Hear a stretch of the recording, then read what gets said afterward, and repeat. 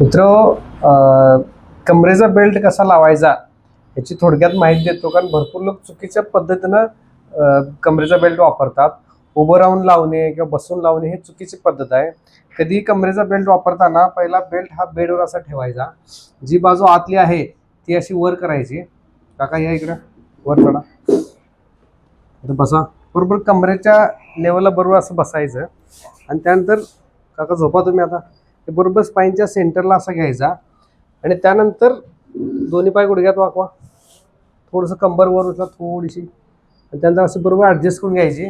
वरची बाजू ह्या पट्ट्याची बेंबीपर्यंत यायला पाहिजे आणि तिथून खाली आपल्यापर्यंत ॲडजस्ट होतं. ठेवा खाली. आणि त्यानंतर वरचा मग हा जो पट्टा आहे अशा पद्धतीनं आवळायचा.